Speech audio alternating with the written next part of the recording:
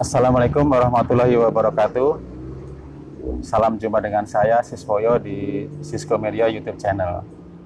Hingga hari ini, hari terakhir di bulan Ramadan, masih banyak masyarakat yang secara ekonomi terdampak oleh adanya PSBB, belum juga menerima bantuan sosial dari pemerintah. Sementara kebutuhan ekonomi tiap hari harus dipenuhi. Padahal masyarakat sudah menyerahkan data-data yang diminta oleh Ketua RW, yaitu berupa fotokopi KTP dan fotokopi KK. Kalau saya tidak salah kutip, Presiden sendiri pernah menyatakan ya bahwa baru sekitar 15% masyarakat yang seharusnya menerima baru menerima. Berarti sekitar 85% masyarakat belum menerima bantuan, masyarakat yang seharusnya menerima ya. Nah, lambatnya penyaluran bantuan ini kemungkinan disebabkan karena adanya mekanisme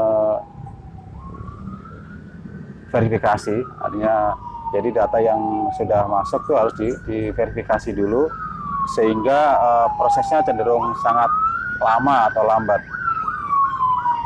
Anehnya ada seorang kepala desa di Gresik, mungkin para pemirsa juga sudah menyaksikan di berita di TV ya, bahwa ada seorang kepala desa di Gresik, Jawa Timur yang memprotes atau ngamuk-ngamuk ya di depan kantor kecamatan karena warganya di kampungnya atau di warga di kelurahannya itu belum semuanya belum menerima bantuan. Itu sesuatu yang benar-benar aneh itu.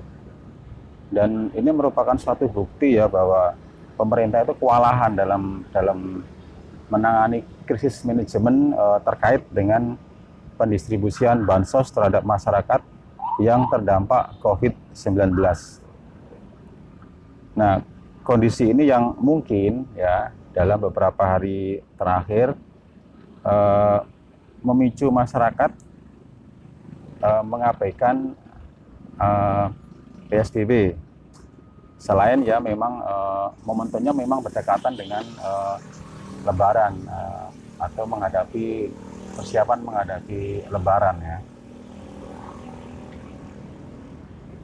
Apalagi Presiden sendiri pernah menyampaikan sebuah wacana ya, ini wacana ya, yaitu new normal. Jadi kita mengarah atau menuju kepada suatu kondisi new normal. Hidup di era normal baru. Seperti apa? Itu hidup berkompromi dengan corona. Hidup berdampingan dengan corona. Kedengarannya aneh dan apa itu berdampingan dengan corona? Aneh, mungkin cenderung menimbulkan kontroversi, tetapi ya mungkin satu realitas di mana pemerintah memang kesulitan ya dalam menghadapi, walaupun tidak diakui tapi kenyataannya faktanya memang susah untuk menghadapi krisis manajemen seperti ini. Nah, mengapa ada wacana seperti ini? Nah, sebelum membahas lebih lanjut, kita harus paham dulu ya. Kita harus paham dulu ya, jangan sampai nanti salah atau gagal paham ya, bahwa ini setahu saya masih dalam batas wacana, bukan sebuah rencana pemerintah ya, baru sebuah wacana. Nah, seperti apa kira-kira realitasnya? Kalau kita menafsirkan apa yang disampaikan Presiden, mungkin ya yang dimaksud hidup berdamai atau berdampingan dengan corona adalah suatu kondisi di mana kita kembali bekerja seperti biasa, beraktivitas seperti biasa sebagaimana sebelum ada pandemi corona, dengan tujuan agar kondisi ekonomi masyarakat berangsur-angsur pulih.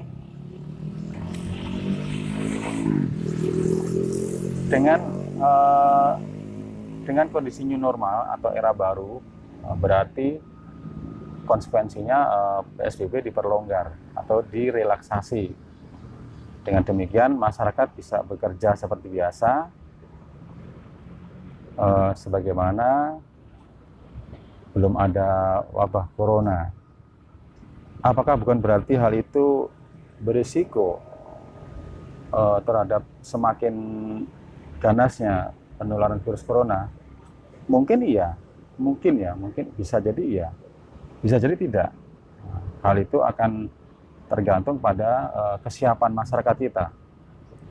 Kita harus bisa mengantisipasi.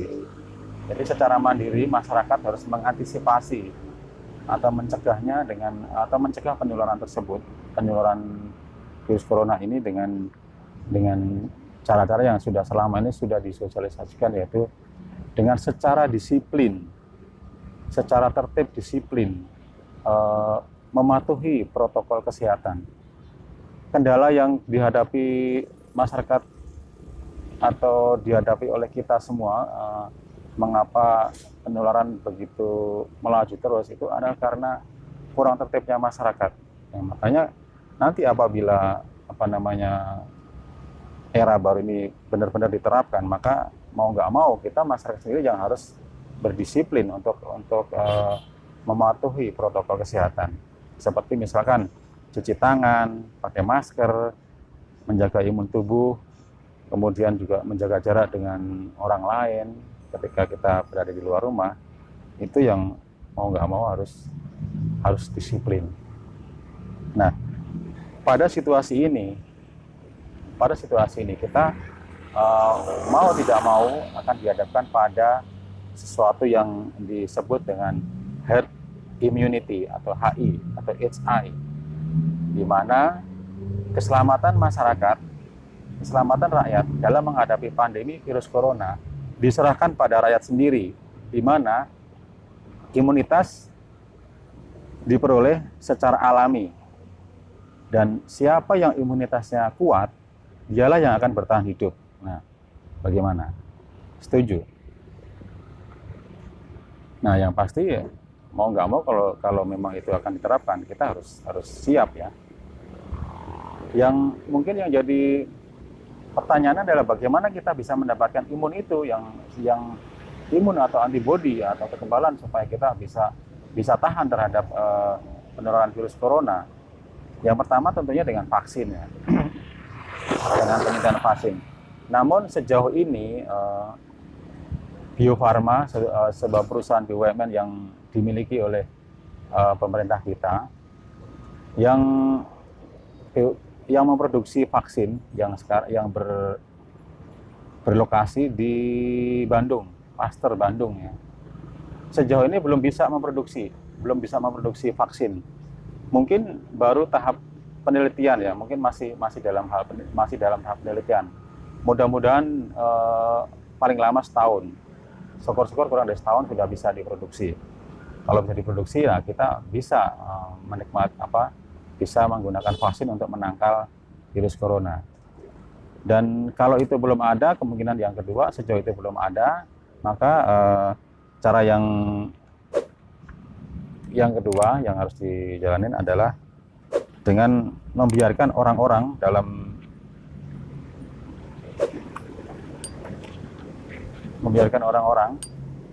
terinfeksi virus sampai mereka sendiri mendapatkan imun setelah terinfeksi.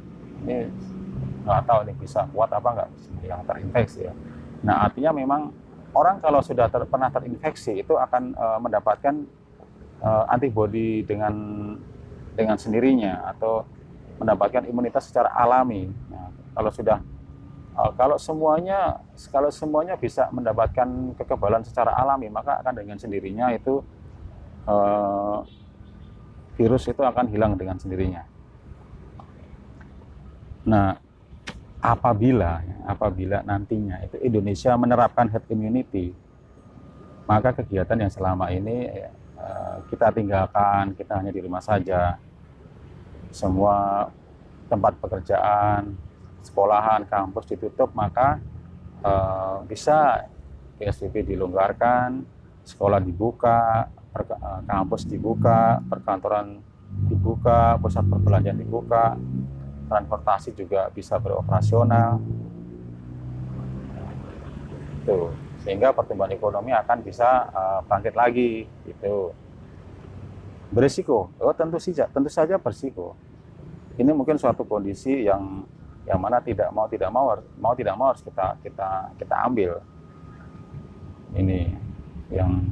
Ini memang suatu kondisi yang tidak populis ya, yang mungkin akan ditentang oleh sebagian besar kalangan, terutama kalangan medis ya, yang memang menjadi ujung tombak dari penanganan virus corona ini. Namun apabila melihat perkembangan hingga saat ini, di mana pemerintah memang kewalahan ya, atau kurang memiliki kemampuan untuk menjamin kebutuhan ekonomi masyarakat, ketika menerapkan kebijaksanaan social distancing berupa PSBB, maka herd immunity atau HI menjadi pilihan terakhir. Nah, bagaimana dengan kita sebagai masyarakat? Kita sebagai warga masyarakat hanya bisa berusaha secara mandiri mengantisipasi dengan tetap mengikuti pola hidup sehat dan tetap menjaga jarak sehingga virus tidak menular ke kita. Nah, demikianlah video singkat saya, semoga bermanfaat. Sampai jumpa di video berikutnya. Wassalamualaikum warahmatullahi wabarakatuh.